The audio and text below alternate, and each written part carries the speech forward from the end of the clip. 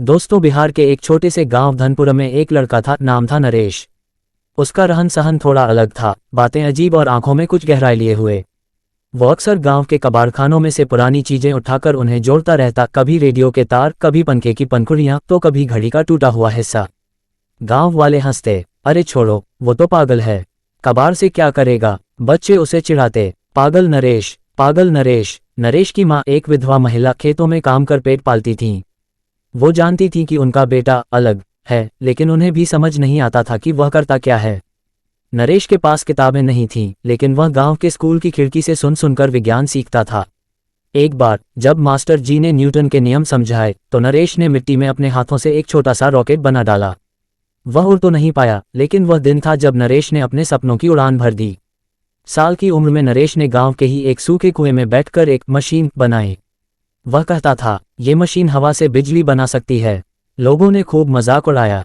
गांव के सरपंच ने मां को बुलाया और कहा, तुम्हारा बेटा गांव की बदनामी करा रहा है, इसे कहीं शहर भेज दो काम पर। लेकिन एक दिन चमत्कार हुआ।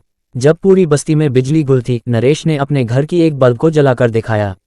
उसकी बनाई हुई मशीन से सच में रोशनी आई थी। लोग हक्के बक्के रह गए। तभी कुछ लोगों को शक हुआ, कहीं कोई जादू टोना तो नहीं, पागल नहीं, तांत्रिक है। नरेश को गांव से निकालने की बात होने लगी। एक दिन गांव में एक प्रोफेसर आए, डॉक्टर R.K. मेहरा, जो IIT पटना में पढ़ाते थे। वो गांव के एक NGO प्रोजेक्ट के लिए आए थे।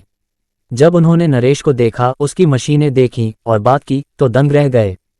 डॉक्टर मेहरा बोले, ये लड़का पागल नहीं, प्रतिभाशाली है, बस इसे दिशा और साधन चाहिए।